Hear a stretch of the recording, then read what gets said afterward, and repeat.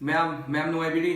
Ma'am आई ngasi se ai ngasi ki video se ai Russia da matokram na larik tamni aduga moi si kamaina changkani habigi matang do aduga ai gi si se general line adum ri natre medical tamning ba si isinau singine ado parents ai ngonda ni hum pa fawire moi gi ngang si tamagi ai soidana mating pangjige aduga asi gi video se loi faw ying bio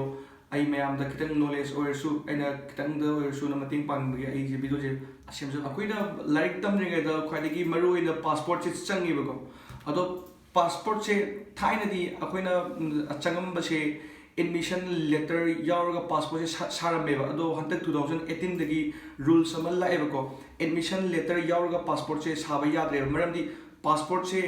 हाइदी passport यावदना admission कमाइन तौरिनो गाने embassy ना ma'am हंगकनेबा अदुदना passport से हाना इसा इसाना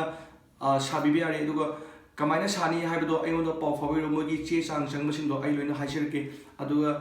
passport सिमा साबा लोरकांदा अदगी admission letter passport से सी serial number से उल्लगा थाजलगा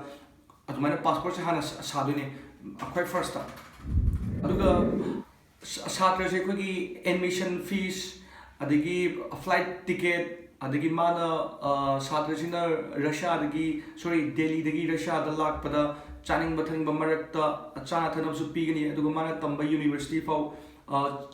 लाकपा खोटपगी अखोन लोइना तौनी असिगी पुलपता कोई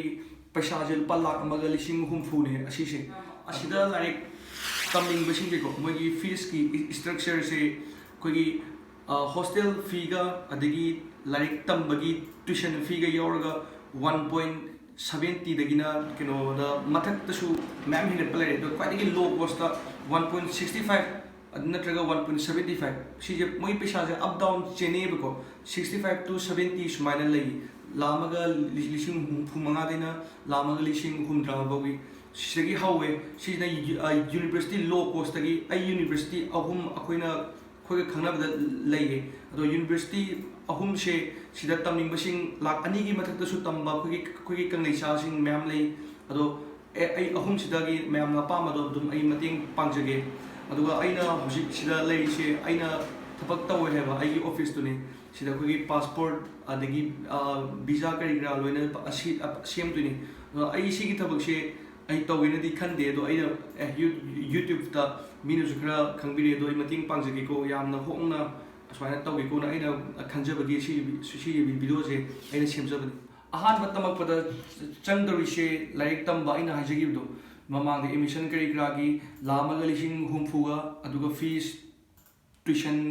fees पुल पुंजलगा अदगी hostel fee पुल पुंजलगा लामगा लिसिंग हुमफुमंगादना हुमद्रा फाउ मतम गी दल लई रेसिना विंटर ओइबा समर ओइबा खरा अप डाउन खरा चेनेबरिना असिदा लई सिदा इंटरेस्ट लई बा कोई पेरेंट्सिंग योरगदी आई मतिंग पांगजगे अदुम आइयोंदा दुम आई मखागिदा आई नंबर हापसरके अदुदा नंबर से मेसेज थाबिरो अदुगा सिगी प्रोसेस से हौजतकी हौबा यारे अदो छात्र से कोई अगस्त की लास्ट वीक ता चंगदबने अदु अगस्त की लास्ट वीक ता चंगदबा छात्रने अदुदुना हौजतकी प्रोसेस हौबा खोटपा लोइना यारे अदो मैम इंटरेस्ट लेरगदी पाउ फाबिरो आइयोंदा आई पेरेंट्स आई मैम बा मोइना आई मतिंग पांगजगे मैम आई इसामक से एजेंडी नते अदुबो आइना केयुबा हदक से स्टूडेंट सिंग नौजी पेरेंट्स खरनाजु पाउ फाबिरे आई थबक से हौरनी अदो आइना केयुबा छात्र पुसल तादी आई से एजेंट हाइदुसु ओइरनी अदो आई थमोसिना मतिंग पांगजगे अदुगा आई मैम द प्रॉब्लम सुंगै लेहलोय आइना ngamba मतिंग फुल द पांगजगे आइना सिदा लेबनिना आइना सिदासु मतम ओइना थबकसु तौबनिको आइना ngамगदो पोतो आई मैम दु आइना शेयर तौजबने आई मतिंग पांगजगे सुइदना अदो मैम मतम थेंगदा बिदा इंटरेस्ट लेबसिंग पाउ फबिरो आई थबक हौजन जरगे अदुना पासपोर्ट साब कोटपा थबक से टेक मतम सु खंगरोय पासपोर्ट साब द निमिट 20 days नतगा 25 days चंगिनी अदुना याइने अथुबदो दुम पाउ फबिरो आइगी मखागी नंबर सिदा आइगी डिस्क्रिप्शन द चंगबिरगा अदो अखोइ सिदा आई केमतो प्रॉब्लम लेहलोगे अराक पा खोगी कंगलेसासिंग आई मैम बा मोइना आई प्रॉमिस तौजरी थागचरी मैम आई ये वीडियो से येंगिबगी लोय फॉलो याइ फरे आइगा सिदा लेमिनरिबा आइगी मानब से मासु सिदा आइगा पुलप थबक तौमिनबने दो मा यूनिवर्सिटी की माना इंडियन स्टूडेंट्स के माना ꯈ꯭ꯋꯥꯏꯗꯒꯤ ꯃꯀꯣꯛꯅꯦ ꯍꯥꯏꯇꯥꯔꯦ ꯑꯩꯈꯣꯏꯒꯤ ꯄꯥꯁꯄꯣꯔꯠ ꯀꯔꯤ ꯀꯔꯥꯁꯤ ꯑꯗꯒꯤ ꯏꯃꯤꯒ꯭ꯔꯦꯁꯟ ꯂꯣꯏꯅ ꯆꯦꯛ ꯇꯧꯕ ꯑꯗꯣ ꯑꯩꯈꯣꯏꯅ ꯇꯧꯔꯤꯁꯤꯅ ꯗꯣꯀꯨꯃꯦꯟꯠꯁ ꯀꯩ ꯀꯌꯥꯒꯤ ꯑꯁꯦꯝꯕꯅꯦꯕ ꯑꯗꯣ ꯃꯉꯣꯟꯗꯁꯨ ꯈꯔ ꯇꯥꯃꯤꯟꯅꯁꯤ. Hello guys,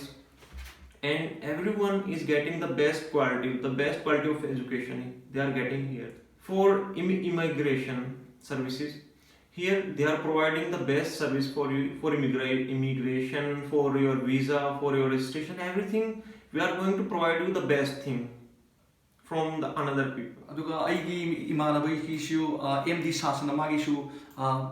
subscribe channel ꯂꯩꯕꯅꯦ ꯑꯗꯣ ꯃꯈꯥꯒꯤ description ꯂꯣꯏꯅ subscribe ꯇꯧꯕꯤꯌꯣ ꯑꯗꯣ ꯃꯥꯁꯦ ꯌꯥꯝꯗꯕꯅꯦꯕ ꯃꯤ ꯈꯔ ꯇꯧꯕꯤꯔꯛꯄ ꯃꯥꯜꯂꯦ ꯑꯗꯣ ꯃꯥꯅꯁꯨ ꯌꯥꯝꯅ